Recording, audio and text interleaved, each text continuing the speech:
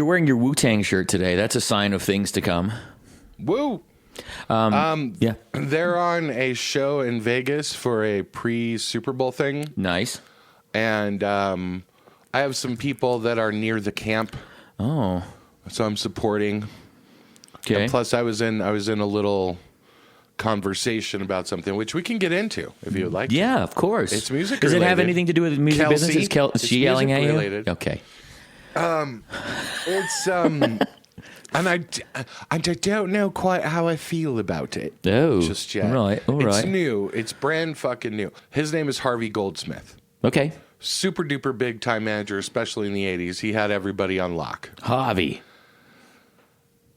Goldsmith. Yeah, imagine that. A guy in the music industry with a name like that. There's only one of us in this podcast that can make that joke, and that is you. Welcome to 2 Shots and a Royalty Check, brought to you by Venmo, Your Money, Your Move, and Liquid Death, Murder Your Thirst. Let's get back into it. And he's a producer now as well. He's not just a manager and stuff. But anyway, he produced Live Aid in 85, and he also produced Live 8 in 2005. Yeah. He also was I think he was a consulting producer on Live Earth, if you remember that, in 2007. Yeah, I remember that. Yeah, these are all precursors to what I'm about to say. There's a thing, and you're going to hear about this. This is like brand new. Yeah. I imagine it's come out from the moment I got off the conversation. And by the way, this is not just me. I'm part of many people who are on this. You're exclusive. Yeah, don't think 2 I'm the shots. guy on this.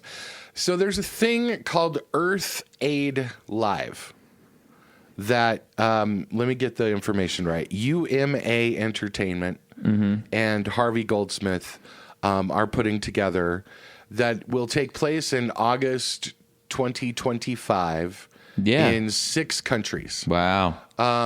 And so far, they're kind of talking about London, LA, and Rio de Janeiro are the ones that have already been confirmed. London and LA primarily. Yeah. Also, there's an office in Rio that they're like, yeah, it has to be. We got to get South America in this. Yeah.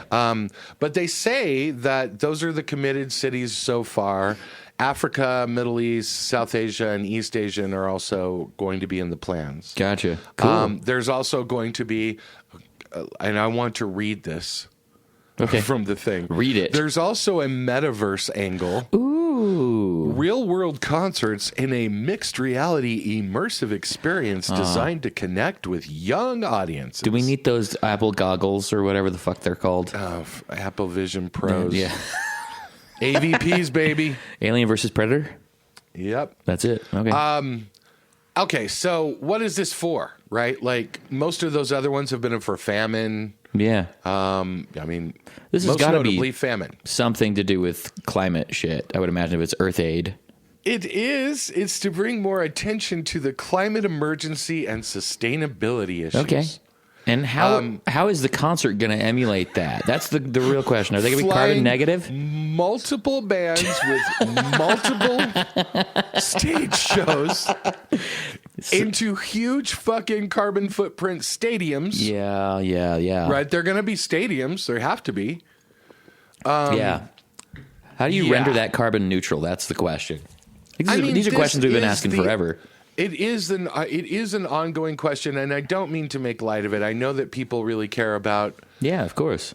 I mean, obviously, I care about climate change. I'm of the mindset that there are so many other ways to tackle and make a big difference in CO2 and carbon capture and all of that. It's shipping. Yeah. It's fucking over-the-road trucks that are not electrified.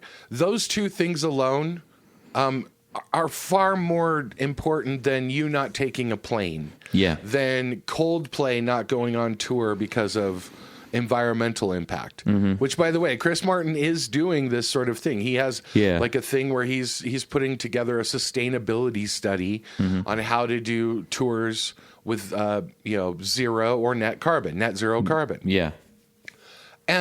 However, like for the people that really study this kind of stuff, net zero carbon is not the only goal. Like, it's not just about carbon capture and about lowering that. We're kind of beyond that point. I don't know if you've seen the latest numbers on the ocean. No, I have not. We're way fucking out of the realm. Like, way past what we thought it would be this year. I think we're 1.6 Celsius over already. Wow. All right. Already. It's going to be a crazy fucking year because of that. And for all of you that don't believe in climate change or whatever because it was cold here or it was warm there or whatever, get the fuck out. You don't need to listen to this podcast because you're a knuckle dragger and you don't understand how science works. That is, it's not climate warmth. It's climate change that causes exacerbated weather conditions that cause huge crises and massive damage to humans. Yeah. Humans are dying from this. They're being displaced. You know, I'm not going to go on the whole thing. I'm also not one of those people who wants to go on the whole thing and like beat you over the head with it, because I don't think that what you and I do makes a goddamn bit of difference. Do it for yourself. Yeah. Do it to feel better. Do it because you're a good human and you want to take care of the earth. But honestly, you using a recyclable straw doesn't fucking matter. My earth straw? Might help a turtle, but it's probably going to, down the line, hurt something else. Yeah. And I come from a generation that was like pushing recyclables massively, right? Yeah. And then we would come to find out that all of the things that we were doing with recycling, they weren't actually recycling it. It would just go to the dump anyway. Yeah, I heard that. You were just paying $3 more for a notebook of brown paper. That's what it was. Wow. But there's so many other things like chemical treatments and PETs and the things in the water. It's not just carbon, especially in the matter of touring and stuff. Yeah. Like, I'm a proponent of this. Before we start talking about who should fly or who should drive band-wise to play a show for 10 to 20 to 30,000, 60,000 people somewhere, whatever. Yeah. Before we get to talking about that, water should be free at every fucking concert in the world. Get behind me on that.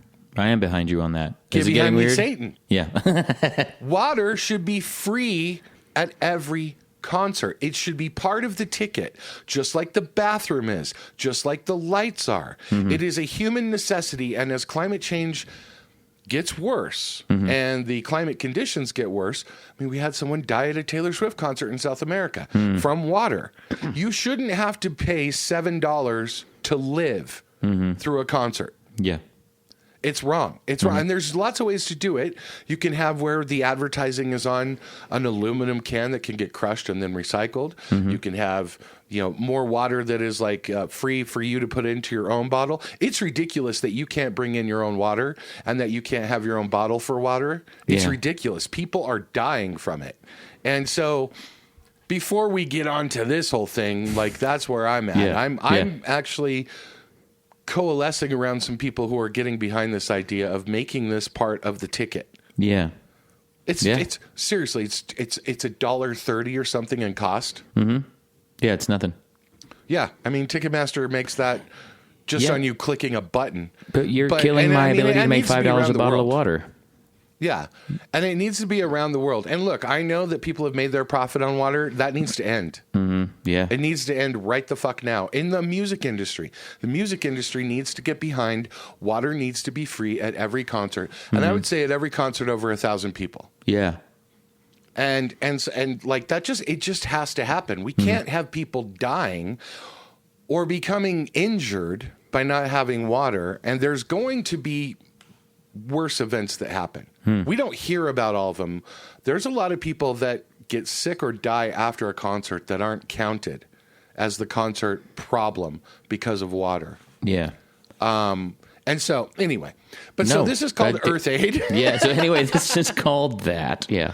We don't have a whole lot of information. I think you can go to what is it? Earth, they gave me the website. I'll give it to you here. It's earthaidlive.com. Yeah. And you can sign up to get your updates or whatever about it. Yeah, they've made a whole lot of announcements about it in the last 6 to 10 hours. Yeah. Harvey Goldsmith unveils plans for Earth Aid Live 4 hours ago on IQ Magazine. The Guardian posted it a day ago. Yeah, the Brits got it before us. Yeah. Yeah, that's cool though. There was like a little journalistic thing today that was like trying to. There's some shit that's embargoed that I can't talk about, but mostly it's going to be. You think Live Aid times, all over a bunch of different countries. Yeah. And listen, I think that we should get behind sustainability issues and climate emergency stuff. I'm down for that. Agreed. But I'm also. I think we talked about this privately once. My person and I were invited to go to a fancy fucking food thing that was to solve hunger. I mean, it was hundreds of dollars a plate, right? Yeah. I mean, it was not insignificant. It was a good amount of money, and the whole time, I'm that guy in the corner bitching to everyone, going, "What the fuck are we doing here?" Like, do you think this was a line in an Alanis song? You're like sitting back in the corner, just going, "It's Death Row Pardon, 2 minutes too late," and just quoting that song the entire time to everybody. The food was great. Oh, that's fucked up. I know. That's fucking crazy. I know. But like and so I'm always loath to back some of these events that are ironically doing the very thing we shouldn't be doing. Hey, we're going to solve this mass fire crisis with a barbecue. Yes. Let's show you what a fire looks like. Here's what a real fire looks like. That's fucking We insane. set aside a mountain. We bought a mountain, and we're going to burn it to show you what carbon footprint it has. Yeah, exactly. But at the same time, so okay, Mr. Man, what would you do instead of this? Well, yeah, metaverse is fine. I think it's bullshit, but yeah, that's fine. But how about just doing like live remotes? Yeah, you don't have to have people there. You don't have to fill a stadium. You don't have to have the parking. You don't Jerry have to have Lewis all that shit. telethon kind of thing. Yeah, absolutely. That's phone not what banks they're with going to do celebrities. because they want to make ticket sales, and that's the honest truth, is that this is going to be, okay, I can let this out. This is a moneymaker. Don't get it fucking twisted. There's going to be ticket sales, and by the way, there's going to be $6 waters and $12 beers, and parking is going to be $40, and the T-shirts are going to be $50, and the tickets are going to be way T-shirts too are going to be expensive more for a than lot that, of people. don't you think? Oh yeah, but I mean, T-shirt will be that, but it's a money-making thing. They're probably going to, there will be a live event. It will be recorded. And then all of those will go into licensing to repackage on Hulu or on what have you. Probably Apple. Let's just say, for instance. Yeah. But yeah, it's one of those things where it just I want it. I get what you're doing, but I don't know. It feels so LA to me. It feels so LA. Like we're getting together and we're all going to help everybody by doing the thing that spends a bunch of money. We're going to throw money at it. Well, it's the illusion of some type of control over it. Yeah, I mean, and the other thing is like this all falls under let's educate people. Let's put more attention to it. Have we not educated Netflix people movie. at this point? Yeah, I mean, either you believe in it or you don't. Either you are stupid or you've seen what the weather is like in your own town over the last 3 years and how it's different. Yeah. Like, I don't care where you live. Yeah. I don't care where you live. It's different. Just admit that. It's just different. And you can say, the argument always comes down to whether it's more man-made or whether it's not. And in fact, taking out some of the carbon, certain kinds of carbon, has exacerbated the problem with the atmosphere. Like, actually, that could actually be a problem. But we also know during COVID, when everyone was locked down, during the lockdown thing, nature healed in like skies 2 months. cleared up. Yeah, Yeah, we noticed except that for the wildfires. Yeah, we did notice that with this with the brown cloud of smog around Denver. You're out in the sticks, you can see it, and it was a lot clearer when people were in their houses farting instead of outside farting. But again, America got away from the Paris Climate Change Pact. Yep, because of the previous president, and that's a huge mistake. Because again, where I stand on this, I'm not that I don't want to kill you. I don't want to. I don't want to. What's the right word for it? I don't want to knock you down for trying to do something good. I really don't. I know this has the best intentions. This shit doesn't get solved without massive commerce and massive government. That's just what it is. Yeah. And so when you make regular citizens, regular people just trying to spend 2 times their income on rent and food and inflationary costs, and you're like, hey, you guys need to do a better job to save the earth. Why don't you fuck off? Why don't you cut 20% out of the military maybe? Because that is a huge climate problem, is military spending. All over the world, every government. And so my point is that if you really want to make a change here, you've got to look at a larger scale change. And it's not you and I buying electric cars. That's good for you. It's good for us. It's good for your local environment. It helps a little bit. But it's not going to solve it. We're way past the tipping point. Where do you stand on this? You think the environment could go to hell? Fuck it. I think I think that I think we all know where Stu stands on this. I think everybody's just. I think whatever happens. I just hope both teams enjoy themselves. That's all. Both teams have a great time, have a good time playing the game. I do believe that one of the things that we are aware of is that we will destroy ourselves before we destroy the planet. The planet will heal. And I think that's the misconception, is that we're destroying the world. We won't destroy the world. We'll destroy ourselves first. This is a really joyous, happy conversation. I hope that everybody's listening to this first thing in the morning. They got a good, stiff cup of coffee, and they're like, God, fucking apocalypse now on Kelsey 2 Shots. Is screaming at me through the other side going, how is this about music? Well, she's scrolling TikTok. She's not paying attention. If the world's over, there's no music, you know? Well, there is, but it's all, There's marauders in the desert, playing guitars atop, fucking weird trucks. The ocean will still make waves of music. The waves. Listen to the trees, man. The motherfucking trees. And look, I'll tell you where this comes into music. This is not on the music industry to solve. Get the fuck out of here. I mean, I'm all for the people. Seriously. Yeah. I'm all for, we've done it over and over, where the music industry has had to been like, okay, we're going to start repackaging CDs, right? We made too big of a package, and the environmental people got on them. They didn't get on people that sell beans. They didn't get on people that sell, like a brownie mix in a box that's in a plastic bag that comes in a bigger box. Yeah. That gets shipped across the country for your little $2 bag of brownie mix. By the way, I want that Dolly brownie. Yeah, Dolly Parton brownie mix. Yep. I want Shout out to Juliana again. Again, thanks for sharing the Dolly brownie mix. But my point is that we continue, like, the music industry has taken away physical, for the most part. Of course, CDs are coming back and vinyl and all the rest of it. Yeah. And like became net carbon, right? Like zero net when we were distant downloads. But are you?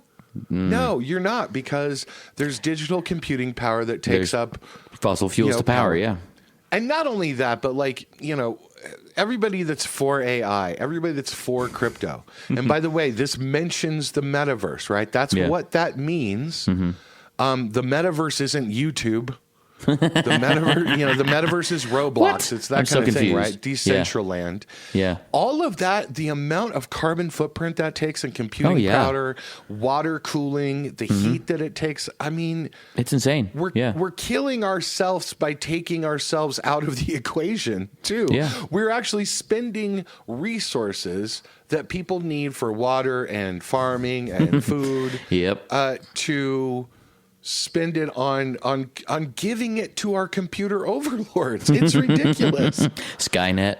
Yes, it's ridiculous. We're doing that. It's crazy to me. Yeah. Anyway, so if you want to support Earth Aid Live, Earth Aid Live. Tell us what you guys think. Like if you're like, something needs to be done. The music industry can be leaders. I get that. Okay. Yeah, but Bono tried that, and people fucked with him the whole time. Yeah. Yeah. Yeah. But Bono, you're a millionaire. We don't care what you have to say.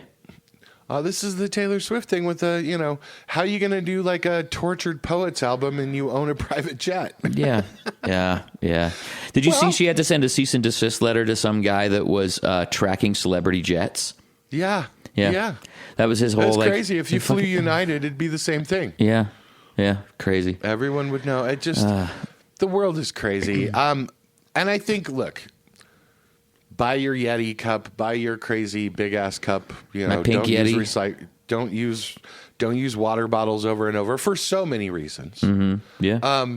Do all of those kind of things. I'm not against those little things that you do. There are good reasons for it. Mm-hmm. Not the least of which is that you become an example. Yeah. Like we have become examples of people who take our bags to the stores. Mm-hmm. You know what I mean? Yeah. It changes over time to where you're like, I have a water bottle that is reusable. I take bags to the store. There are little things we can do to stop plastics. But you know what that is? That's more about the ocean. That's not about global warming. That's more about saving the turtles, man. Those turtles look sad. Which is all bullshit, by the way. It was like that turtle. Of course it fucking is. Did you see the Chasing Coral documentary on Netflix? Yeah.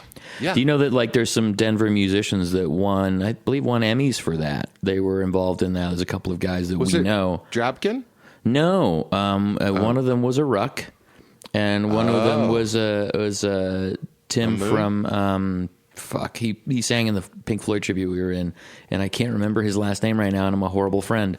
Hold on, it's in my phone. I haven't talked to him in a bit, but Tim, there was someone who called him Kaminsky. Yeah. Oh, so, Kaminsky, yeah. sure. Yeah. So they a whole bunch of them were involved in those documentaries. They also did The Social Dilemma. We've got a fucking robust documentary making crew around these here parts, which is really cool. But yeah, there was one of my friends who I have aforementioned on this is I don't know if he's still in this fight, but he's basically taken his entire house off of the grid. He's got solar panels. He's got he's got a well. He's got all this fucking like reclaimed water and shit like that. He's basically taken his house off the grid. But Excel keeps asking him to pay a meter fee every year, even though they don't use his meter because he's generating his own power. But he said, well, just come remove it. I don't need it. You know, and they're like, well, it's going to cost you like something like $18,000 for us to come and remove that meter. So, or we can charge you $3,000 a year to keep that meter on there. Right. And it's just like, and just not use it. And I was like, this is fucking crazy. So he's been in a little bit of a battle of wits with them about, that kind of stuff. Yeah. Well, the other option is he could sell power back to the grid. But he probably doesn't want to do that because he won't be part of the government. This is a person that would probably drink his own pee at some point in time. It's sterile, and I like the taste. Yeah. Yeah, it's totally understandable. I mean, but there's so much, indentured infrastructure in this that it's such a fucking, even if you wanted to pull yourself out of the system, you fucking can't. Yeah, in a lot of ways. But, that's what you get for society, right? Yeah. Like if we, Man, this is a deep philosophical episode this week. I know. Okay, so back in the day, just understand there wasn't always running water. Yeah. Right? And there wasn't always indoor plumbing. Mm-hmm. And back in the day in America, when we started building suburbs, there was a whole thing where people were like, okay, we got a suburb and I'm going to build my house and I have my little plot here. Yeah. Okay. Mm-hmm. But they're used to having an outhouse. Mm-hmm. Well, but then they wanted, water. Like not everyone could use the same well. Mm-hmm. So the city was like, okay, we're going to send water to you, but we're going to decide what kind of piping you have to take it into your house because otherwise it's going to fuck up everyone else's water. Okay. And when they did that, they're like, by the way, we're going to do some indoor plumbing too. You could use that for plumbing. Oh, no. I don't want that. I don't want government overreach in my plumbing. Yeah. And how come the government's telling me I got to use a 2-inch pipe and it's got to be this kind of thing and these kind of fittings and there's a shut off from the street? All of these kind of things, they take place over time where people fight it, but like you are enjoying a society you live in. And it's funny where so many people that want to take themselves off the grid or take themselves out of society are doing so because they are rich from society. Right? They're using the same roads to get those solar panels that all of us have paid for. Yeah. They're using the same city infrastructure that all of us have paid for you to kind of go, no, I'm out. I opt out. I'm independent now. And I'm not saying good or bad. I'm just saying understand what you're doing. This is the libertarian argument. We don't need any government while they put a sign on the sidewalk. Yeah. That they was paid for with government money. Yeah. Exactly. Government, and it's not government money. It's everyone. We've all decided this is a little experiment that we're doing with democracy and society and stuff. And so I just find it funny that everyone that does that, this is not a poor Appalachian story. Yeah. Right. It's normally I was a poor Appalachian boy. It's someone who has some money who can make those changes in their well and in their solar things and retrofit things and blah, blah, blah, and then bitch about the society. Won't let them go. But, go move somewhere where there isn't that at all. Go to a jungle and just do it. You can go to Thailand and build your house. That sounds great. I want to go to Thailand and build a house. Yeah. Build a yurt. Speaking of about $2,000. Speaking of society, what's going on with UMG and TikTok? Oh my God. I'll see myself out. Same thing, right? We're still stuck there. Yeah, it's still not up. And again, I think we mentioned this in the last podcast. I don't see how it ends. I don't either. I don't see TikTok. TikTok cannot afford to offer the deal to UMG that they want. Yeah. Because they have to, there's a thing called most favored nations in the music industry, which is basically everyone is beholden to the same deal. And this really comes down to majors. Yeah. So when you're talking about UMG, Sony, and Warner, and to a certain extent Merlin, that means you have to offer the same deal to all of them. And they don't have enough money to do that. And so I don't think they're going to do it. And it would vastly change the platform. Yeah. Like we said, with advertising and stuff. I think what's hilarious is how many people you're seeing on TikTok who you would not consider a universal artist. Yeah. Who had like a 50% or a 20% touch on a song or whatever, and their song is blown out right as they were promoting it. Like right as it's blowing up. And this is not a US thing, by the way. It's all over the world. So like it's I saw a guy that was talking about he has a song blowing up in I think it was Thailand actually. Nice. And he was like, I'm finally making money on my music, and then Universal pulled the rug out. Yeah. And, oh man, brutal. And you lose all that money. And so now the flip side of it is a lot of people think that this means the royalty pool for independent artists gets bigger. Yeah, is bigger, and that because 1/3 of the music that's supposed to be on TikTok isn't, that perhaps you have a better chance of someone using your music in a TikTok, which is how you get paid. It's not per video, it's per video created using your music, not per play necessarily. That's a different royalty. That's a different money thing. And so, I think this is sort of, I agree with Universal at a base level, is that they're especially fighting the infringement for their rights holders. Yeah. And they think that there should be like some sort of a base level negotiation of how much music should be worth when it's being used on these videos. And like you take the music off of it. Okay, if you're at all part of TikTok, the Baka girl. Baka. And she does the like, what's the job I'm going to do? She was like, her name is Natalie. And that was like her whole aesthetic. Yeah. And every one of those videos is muted now because it has no music on it. Yeah. And because it was just the music. And it just shows you how much people use music in video. So, I understand UMG's point of view that it's valuable. How can you not think it's valuable and it should be remunerated? It should be fairly paid for. Yeah. It's a tough thing. I don't fucking know what the end result's going to be. Yeah. I don't think anyone does. I talked to a lawyer last week about it that's a little bit on the label side. And UMG they're dug in. They don't give a fuck. Yeah. UMG is also on the side of just ban TikTok altogether in the US. Really? Yeah. Interesting. Which is probably not the right move. And I will also tell you that it's my understanding the other major labels are not on that tip. So they are not all aligned in the same thing. I'm sure someone so it's more Universal and then Sony and then Warner, right? Warner, they see this as like, oh no, this helps us. This helps our artists. It's another revenue stream. Yeah. We wish it was more, but whatever. Yeah. But I don't see a way that they're going to come out of this unless Universal blinks. Yeah. We're pretty sure that it's Universal that's going to have to make the concession here. Yeah, because again, I just don't see the money. I just don't see how TikTok can agree to it. Yeah. Without having to renegotiate the other deals. Yeah, negotiating because the that other, pulling the language whole is house in down. all those deals. Yeah. Yeah. It And pulls, so, pulls the whole house down. Yeah. So, I mean, whatever they agree to, you got to triple it. Mm-hmm. Yeah. I'm like, that's probably not going to happen. Yeah. Or your TikTok's going to be just full of ads.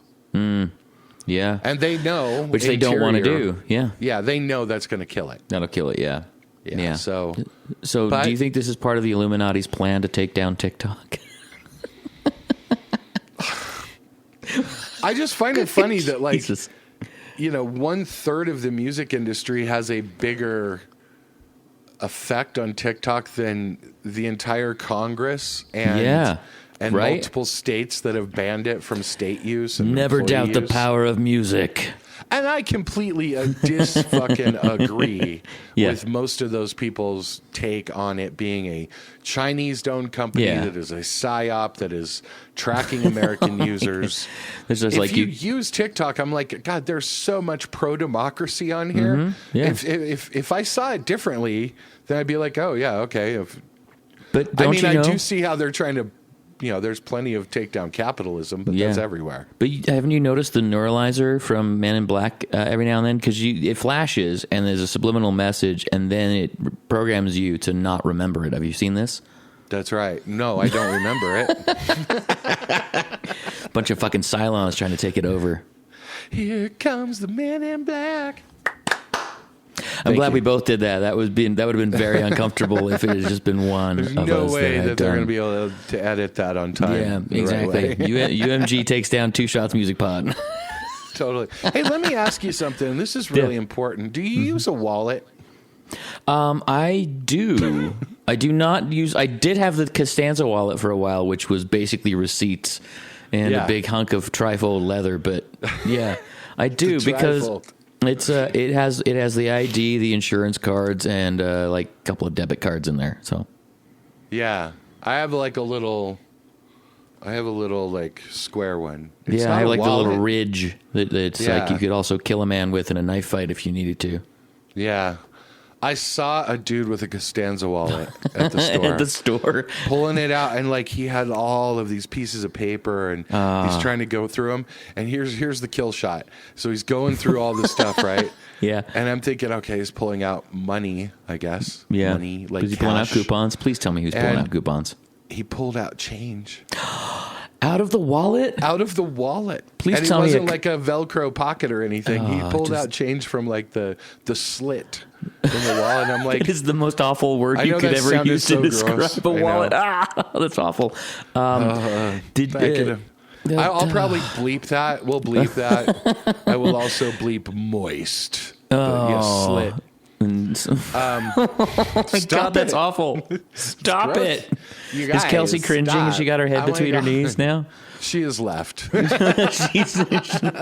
She's on the toilet, one-handed Threw the headphones down. scrolling Fuck Twitter. Fuck you. She's doing her part for the environment to leave. Yeah, she won't. I wouldn't be a part be of that. shocked if like a dried up old prophylactic from 1988 tumbled out the back of that fucking thing. Yeah. Trojan man. I just found it hilarious, and I was like, and ladies, I wonder, do you have a billfold? Oh, billfold. Remember those with like the little clip on top? Yes. Well, that's kind of like the wallet I have. It fits the card and it does have a money clip on the back of it. It's, designed to keep your pants nice and svelte. Yeah. So I was just wondering if people are still doing wallets. Well, there's so much shit on your fucking phone now. I can pay for, dildos and burgers with my fucking cell phone these days. Just swipe. Yeah. And I mean, scan. that sounds great, but like my life is just so much more complicated than that because I have multiple cards. Yeah. I have multiple businesses that are doing things. I have multiple So like, it's just in your Apple Pay. Okay, that's great. If you have one job and you have 2 credit cards and you use Apple Pay, great, good for you. I have a bunch of other things I have to do that. I don't have it all on my phone, and I don't want it all on my phone either. There's some you can't even use with Apple Pay. Like if you've got like one of those small Midwestern banks, they won't even let you add the card. Yeah, that's very true. That's very true. All right, let's move along to a little something here on an email question. Oh, we have an email question this week. Considering the mammoth we unloaded last week on everybody, let's do 2. Okay, let's do number 2 or 2. Let's see how long the first one takes. Okay. And if it takes like the next 40 minutes, then we'll know to shut it the fuck down. Sorry, Bradley Weaver. Is he? Oh, yeah. Listen to the first 5 hours. Hour 7 of your podcast. That's all right. We're doing it our way. By the way, really quickly, Thanks, should do this. Palanca. Yeah, let's do this really quickly. If you are voting on the let's see, where is it? The 2024 iHeart Podcast Awards. So you can vote on iHeart's YouTube channel, but you can also go to iHeart and vote for the Best Podcast Awards for 2024. Yeah. There are some general ones, right? Yeah. But as we get down into comedy and then and I'll go to like our little category, I think you'll all find this interesting. All right. So we're not in comedy. Even though we're fucking hilarious. Yeah, baby, this is Keke Palmer. Handsome, smart list, duh. Yeah. This is important, and Why Won't You Date Me are the best comedy ones. Okay? Yeah.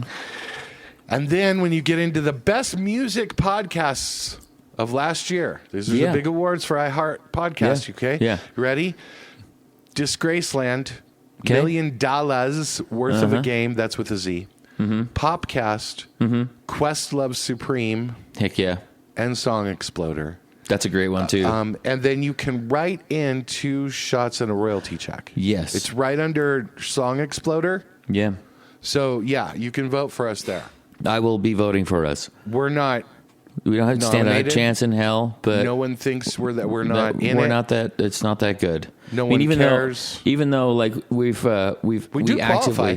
We do qualify, and we are also actively trying to make you more money as a musician, which is not what. And that's none not of what those Questlove's doing. That's not what Questlove's doing. That's not what Hrishikesh Arora is doing with fucking Song Exploder. No, not at all. Yeah, please. Please, like, what are you doing for the music industry, if anything? Let me tell you how to write a great song. Yeah, totally. Popcast, get the fuck out of here. Did you have a pre and post Grammy podcast? I doubt it. Yeah. Yeah. By the way, well done on that. By the way, that was all Kelsey. That was all Kelsey. Yeah. Really? Because we made that decision with you. That's why we texted you about you want to come in on this, and I just realized as I was listening to it, I was like, oh, Stu didn't make any of these. He didn't give a fuck about the Grammys anyway. Well, I told you, it's not that I didn't give a fuck. Whether he's right or wrong. It was that I was used to it being an old man fest, and you proved me wrong. I did prove you wrong. I proved a lot of people wrong, I think. That Joni Mitchell performance was fucking incredible. Which is the glory of today, is you can go and find it. You didn't have to watch it live with everybody and Tracy Chapman and Luke Combs. That was really lovely too. Just some really lovely moments. And By the way, a little post wrap on the Grammys. A little nugget that came up. Okay. Greasy Will produced all the Killer Mike. Yeah. 3 Grammy sweeps there. All of that was independent. Really? Yeah. That's cool. I'm shouting out Greasy Will because he's an amazing audio engineer, a great mixer, and he's a fucking loose cannon. I love him. Yeah. He also works with Zach De La Rocha, but he works with a bunch of people. But he also will work for you. He will work with you, and it just goes to show you that, like, some of these people that work with very top people. Yeah. You can learn so much from them. His TikTok is great. He's got a podcast going on. But also, it's not out of the realm that you can work with them. Same thing with Stu. You can work with these people. It costs some money, but God damn it, it's worth it. Yeah. But alongside this, there was a little nugget that came out from A2IM, which If you don't know what A2IM is, you should. It's the American Association of Independent Music. Yeah. I've dealt with them for decades, I think, basically. But it's basically the central voice for over 600 independently owned record labels. And you can be an independent artist that releases self-releases there. It's like $100 a year. Your money does go to good things. They work on congressional stuff too. But anyway, they had a great data point about the Grammys. 50% of all of the Grammy winners were independent this year. That's fucking great. Isn't that I crazy? love that. That's really great to hear, though. I think that's a great number, and Yeah. it comes with a caveat, right? It comes with a little asterisk. Yeah. And this is what I wanted to talk about really quickly here and wrap the Grammy thing up. Yeah. When you hear independent, that doesn't mean just somebody in their basement or bedroom recording and throwing it up on DistroKid necessarily. It does, but not necessarily. Yeah. It also means labels who are unaffiliated with major labels. Yeah. Like less than 50% of their releases are major. And so being a part of an organization like A2IM or Merlin, especially both of these are on the label side. Yeah. You get more access, you get more help, you get more advocacy. Yeah. And nobody in the independent community that makes a stir in the major media markets do it alone. It takes a little bit of a team. It takes networking. It's just like everything else. You can't just show up and be the top of the heap. It does take a little bit of strategery. Strategery, yeah. And it takes a little bit of money, to be honest. It takes a little bit of money where if you're independent, you got to buy a little bit of legs up. You know, you got to get a few rungs up on the ladder. Yeah. And with that comes some of the organizations that can help you do that. And A2IM is one of those. Merlin is one of those. I'm not going to get into it now. You can look into those on your own. But it's not as if when you hear independent, and most of you out there that are listening to this are, although a few of you are with Warner, shout out. Shh, don't give Especially it away. There's a lawyer or two that are just waiting to see if I let NDAs break here. But the point is, independent also means supported. Yeah. Not just alone out there. And so keep that in mind when you hear some of these numbers and when you think about, well, I want to be an independent success. I don't want to be a part of the major label thing. You don't have to, but go and find some advocacy and some membership and try to help yourself a little bit. You do have to build a team to do that. I just had that conversation with I did a studio tour with a band a couple of days ago, and they were asking me about budgets, and I suggested keeping 50% of their budget for single release and promotions and PR and all the kind of stuff. And they were like, really, that much? I was like, yep. So double your budget, in other words. Yeah. So, oh God, you're doing the Lord's work for me. Thank you. Yeah, exactly. Well, that's part of it, though. Is like we do in our little thing that we do have a team of people that can absolutely do that. But it's most of the time we don't want to talk to you. Just kidding. And it's not that we don't want to talk to you. I mean, so what it really is that we just know if you just spent 10 grand doing a record and you come to me and we're on a Zoom call and it's like, okay, so what's your budget? Oh, I don't know. Okay, there, I know that you don't know. Yeah. And you're not paying me to tell you, because if I tell you, you know, you're going to need 5 to 10 grand to make this go anywhere, and it's not going to go anywhere. Like, it's not going to hit the numbers you think. Yeah. Like the number, we always in Stu and I's meetings, a lot of times we say, well, okay, where are you at and where do you want to go? Like, what do you expect from this release? And when you start hearing what people expect and you're like, okay, I can make that happen. It will take this much and this much work from you. Well, that's where we run into a problem. Yeah. The expectation is that we'll do the work. Which is there's part of it that's that. There's like, there's some magic that does happen behind the curtain, but we still need the content from the creator. Yeah. And there is, there's just a certain amount of money you have to spend to make things go in today's world. It just is. It just, especially at the beginning. It's if you haven't put the work in. If you haven't put the work in, and there's a substantial amount of time spent getting the plates spinning But once they're spinning, you kind of have to touch them every now and then. So it's a little easier, but it still requires effort. So I have had people email and say, why doesn't Michael promote his services? Mm-hmm. Oh, really? And I won't say who this was because that's kind of betraying a thing. But I did respond to him. I was like, look, I do a lot of the stuff I do is like sort of on a sub-label level to label. Like it's most of you don't have the budget that I need. Yeah. That's just the fact. Like for the shit that I do. That's just most of you don't. Maybe you do. Prove me wrong. Maybe you do. And most of you don't have the time that I need you to put into it. Yeah. And like you're not actually at that. You're not there yet. Yeah. You're still a local band or a regional band or whatever, but you're not ready to go national. This isn't what you do all day every day. And that's okay. Like I'm not judging you.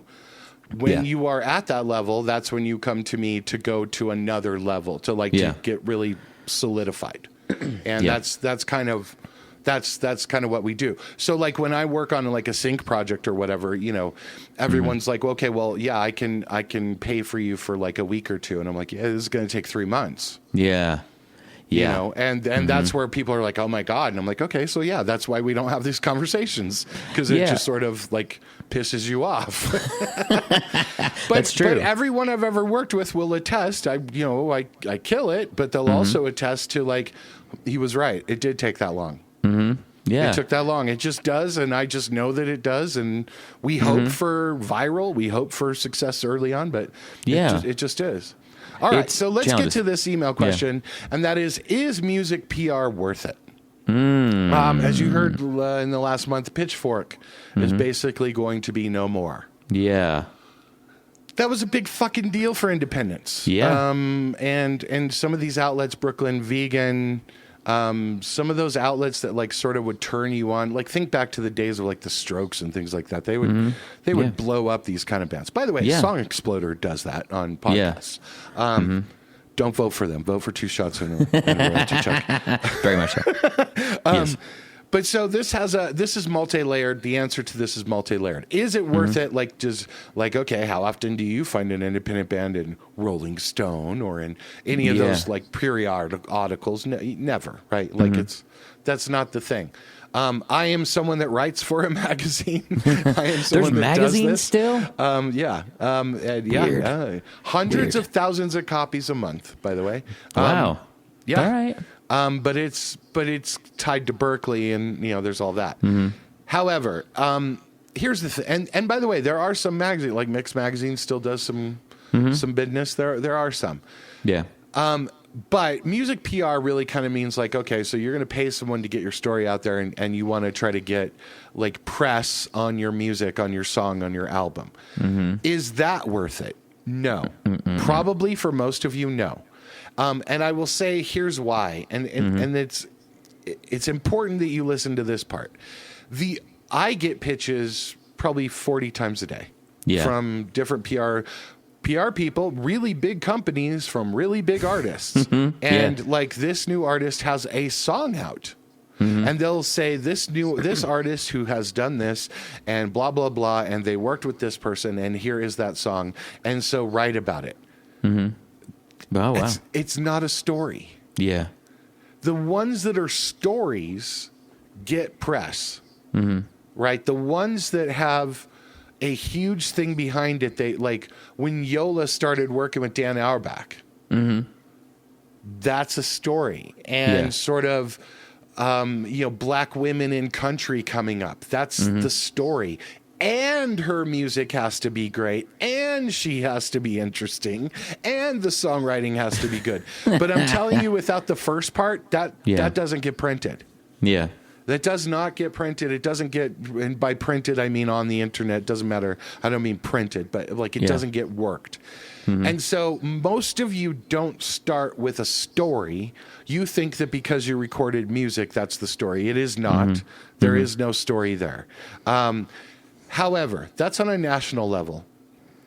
I think you should spam the shit out of your local press. If you have a New Times kind of rag in your town, or smaller music blogging things, look for nonprofits that actually promote local music, or like a local podcaster that like talks about independent music. Most local markets have like an independent radio station too. Possibly Those 2 kind of Shots things. Music Pod. Possibly 2 Shots Music Pod in the next year. We'll be doing some of this. Yes. But if that is like, hit them, because they want to use you to benefit their audience, right? They want to find the new shit, and they need new shit to write about. And that is when it works for everybody. It works for you as a young band, it works for, or a young artist, and it works for them as like sort of a fledgling media outfit. So in that sense, you can do that yourself. You go find it. You can email them. You can call them, whatever. And again, same rules as with sync. Brief as possible. No attachments. Okay, Yeah, this is the same thing. Oh, the attachment No thing. attachments. I can't tell you the name of the band. They've sold 10 million records. Ooh. And the publicity campaign that I got to me was a Google Drive. It was There you just go. one link. Yeah. And the whole thing is on Google. And so, like, just understand, that is a massive, massive band. That's the way you do it. Yeah. Put it somewhere on a link. You should never be sending an attachment. And you don't need to do what's called copy and tear outs now. You don't need to, like, put, like, the like who thought your band was great or who said whatever in the email. Just say, hey, we have this. This is the date it's coming out. You want to get 2 months ahead of the game here, right? You want to be about 2 months out. And, you know, and then come up with a hook. Yeah. Our singer has AIDS. I don't wow. care what it is. You know, I don't. It doesn't matter what it is, but there's something that you need to do. Is that, like, we sold out 5 shows in a row. I don't care if that's a little local bar. Yeah. Like, something that's a hook. Give me one Give me a line story. one line that's a hook that I can build upon. You know, all female band, or we're bringing back sad punk music. Little things like that. There's no such thing as sad punk music. But like little things like that are the hook. And you need to think of it as like songwriting. Get to it quick and get the fuck out. Yeah. And don't leave a mess, right? So no attachments, get in and get quick, and make sure there's a way for them to get back to you and that you answer quickly. Here's the last part of this puzzle. If I do decide to write about you, and then, by the way, I is the royal we, right? If they decide to write about you and someone hits you back, they're ready right the fuck now. Do not wait to get back to them that night or the next day. Do it right now. Whatever it is, whether it's an interview request or they need more information or whatever, hit them back immediately, or they will get to the other 5 people that have pitched them that day. Yeah. So that is the general answer. Is music PR nationally worth for it? There's plenty of people that sell it. Do not pay $1,000 to someone to do a national PR campaign. It doesn't matter whether or not you're going to get a press release or get a news story about you. It will not move the needle. You will not get more streams. You will not make new fans. However, locally, it can absolutely help you with your shows and your releases. And if you ever want to take over the world, if you ever want to go regional, then national, you have to kill your local scene. Yeah. And that will come with your local DJ, with the local person that writes at the New Times, with the local blogger, whatever. It will come with those people who will say, I knew them when. And so that's, if you want to do this, go do it right now. Start right now. Just get into them. And by the way, offer them something. Can I come on for an interview? Do you want a special song? Do you want a live in studio? Like, offer them something. Offer them tickets to the show. Yeah. Let me buy you a beer if you're at the show. I don't want to, color what you think of me. So that's the answer that I would give. What would you give? I would say that that's absolutely correct, because we've seen that happen with a few writers from around here with regards to, I mean, it's a little bit different now in the digital space. It is, yeah. But I would also add that depending on what you're doing as a traveling band, if you're going to be at a venue in a town or something like that, you can also reach out regionally to get ahead of time, get ahead of your tour a little bit, and have some press before you show up in that local town. It doesn't have to just be in your local thing. But we've seen that with Denver writers a few times. There's been a couple of bands from here, i.e. The Fray and that kind of stuff, showing up and like the writings about them and the singles about them, and then working with various like just becoming friends with DJs on the local. Locals only channel, and we've seen a couple of other friends bands do the same thing, and that's happened in the last 15 years, and it's a little different now because of the ubiquity of internet. It wasn't always like that in like the early 2000s. You didn't have the internet necessarily in your pocket the whole time, but I think you can get ahead of yourself, especially ahead of tours, by planning ahead by months regionally. Yeah. And you can do that on your own. You don't need to hire. You don't need a PR campaign to do that. No, and this is not. I have PR friends, so yeah, I should shout them out and basically say they are very valuable when you need them, when you're ready for them. Yeah, and that's when you don't have time to answer emails. That's when you don't have time to field press releases and press relations. That's what that's for. At that point, that's when you really need them. But at this point, in most of the people that are listening to this, most of you, it's more valuable that you, the bass player, are reaching out. It's more valuable that like I can talk to the singer and like I'll hear the song and be like, holy fuck, this is a great song. Yeah. And you get a little like, look, every journalist, every blogger, every fucking DJ, you're open to being starstruck. You are open to being like, oh my God, I love this band. Yeah. I want to know more about this person's life. Did you learn how to sing in a choir? Did you take lessons? Are you, all that like, and you can only get that from the people. Don't make it all press and perfect yet. Yeah. Be that personable person and get to know them, Build a relationship. You'll get an email to go to one of their parties and you're off and running. Yeah. Okay, there you go. That's true. With everything, every part of your team you're trying to build a relationship with people. And not just out of a desire to use them for their skill sets. Yeah, or to get money. Yeah, be genuine, be you, and I just hope both teams have a great time. Jesus Christ, this is like actually the most important information we've ever shared. Is you build those relationships if you do it the right way. It's because, like in both parties, okay. Yeah. What it does is it states that I'm here to stay. This is what I do. Like, if this record doesn't work, I still want to know you. Yeah, I'm going to do another one. Yeah, I'm going to make the next one too. If this tour fails, I'm going to let you know about the next one. Yeah. Because I'm going to be here. I'm going to be around. This is what I fucking do. And when you try to make it about money or transactional or whatever at first, it's very obvious that you're not going to be around for very long. That band's going to break up. That record ain't going to go nowhere. And so you kind of know by the way that people approach you and what they're willing to do and how they're willing to talk to you about things. Yeah.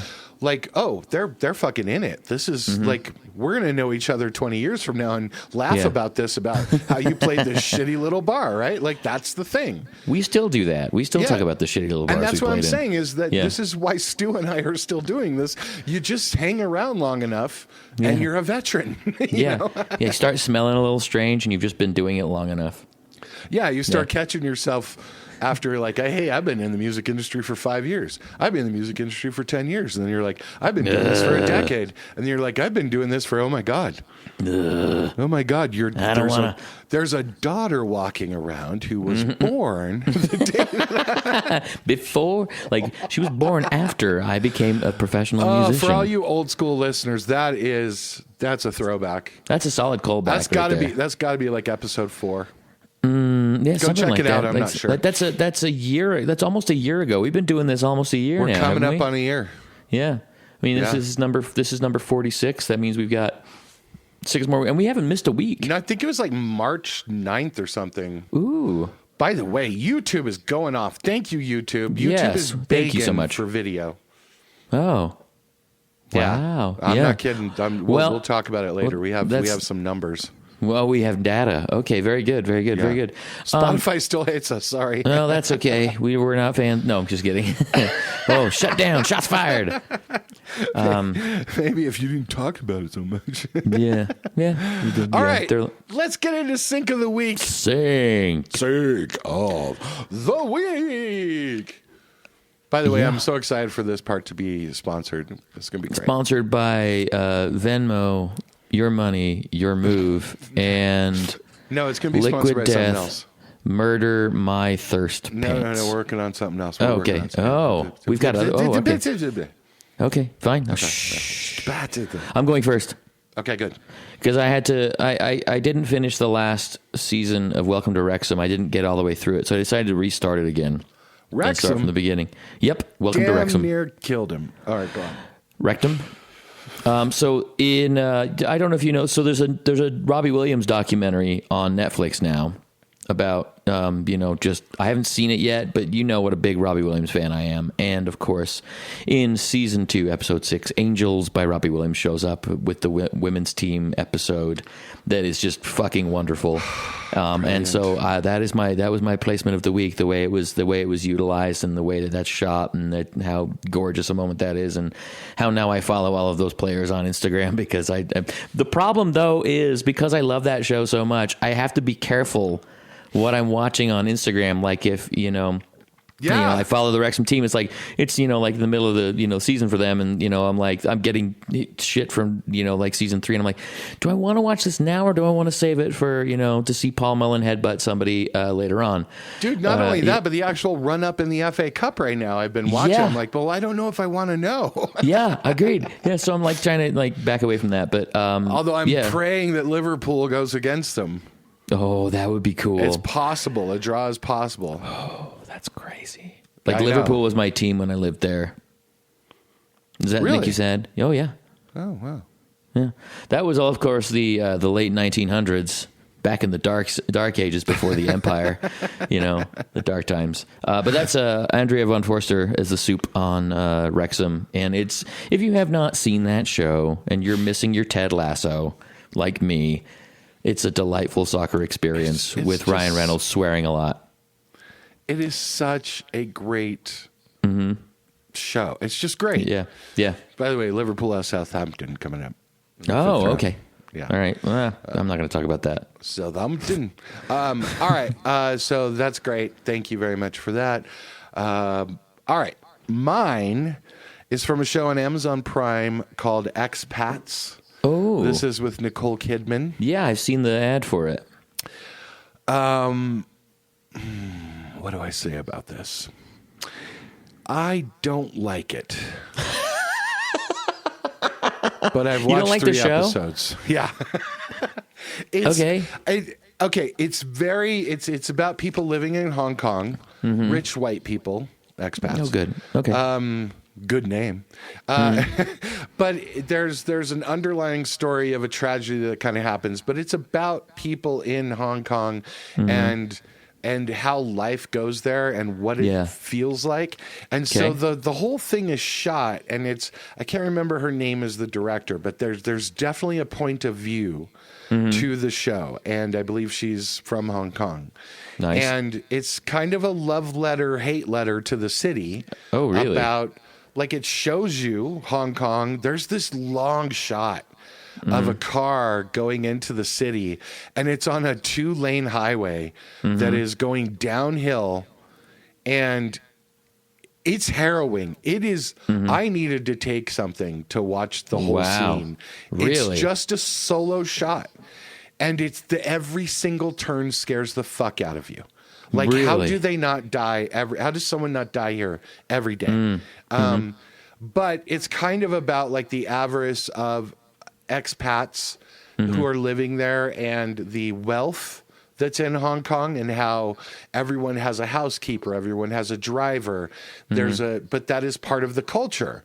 If you don't have one, you're weird. But the people there sometimes pine to be back home and make their own dinner for their kids and things like that. Nicole Kidman is totally hateable in this. Yeah. And it is an insular kind of filming of it. Like it very much, it's tension filled constantly, and it's very close quarters. And I won't give away the storyline because that'll ruin the first 2 episodes. Gotcha. But like there's an event that happens in these people's lives that is truly tragic. Yeah. And you realize why you hate everybody in it. You realize why you hate Nicole Kidman. You're like, oh, well, I guess, okay, I could see that. But so anyway, I'm not sure whether I like it. Right now, I don't. But I'm probably going to watch the rest of it because I'm sort of in. Yeah. And the reason why I don't like it is I think the reason why it was shot that way is that it's supposed to make you feel uncomfortable. This is not glitz and glamour. This is not K-pop. This is not K-drama. This is not, like Hong Kong, beautifulness. And yet it is. It's a very gritty way to shoot it. And I wonder if anybody has seen it, if you would agree with me, but you go ahead and let me know in the comments or whatever. But in season 1, episode 2, there's a great scene where they're having, pho in a restaurant, and they get up and start dancing to Blondie's Heart of Glass. Nice. That's playing in the restaurant. And they start singing it out loud. And it's basically, 2 well-to-do English women getting up and singing a song while everyone else is having their meal in this little shitty restaurant. And it's sort of like, that is a great encapsulation of the whole thing. It's cringy a little bit, but it's also like, I celebrate it. Like, I'm like, oh, that's kind of cool. Like, they're living life free, but it's also sad. Like, the words to Heart of Glass are sad. But it's nice to see Blondie getting a placement like that. And it wasn't, time-based or whatever, even though they're probably of that age. And so, but anyway, Susan Jacobs, Dan Neely are the music supervisors for it. And so it's called Expats on Amazon Prime, and Blondie, Heart of Glass is my sync of the week. That is that's an excellent choice. Yeah. Long-winded. I like Blondie. Yeah, sure. Blondie freaked me out. I was a little too young for Blondie. Like the kind of late 70s, early 80s, for like what I liked. And she kind of freaked me out. Like, she always looked like she had cocaine on her nose.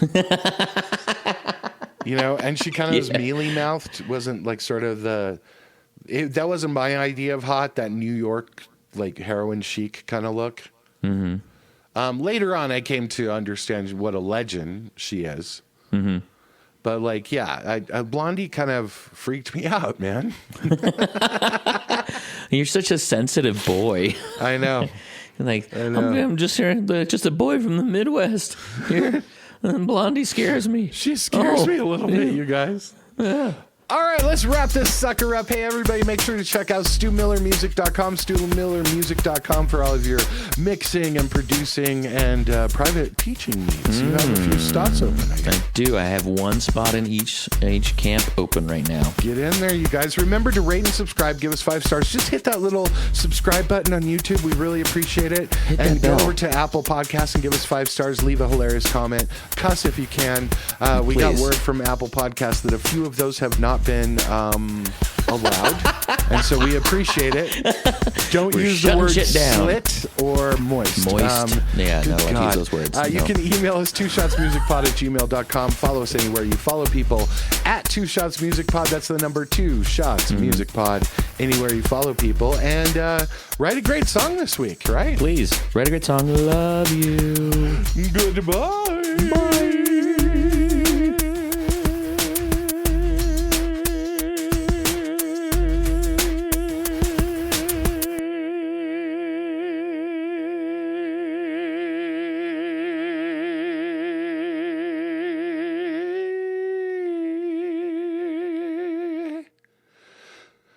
I literally could have gone longer.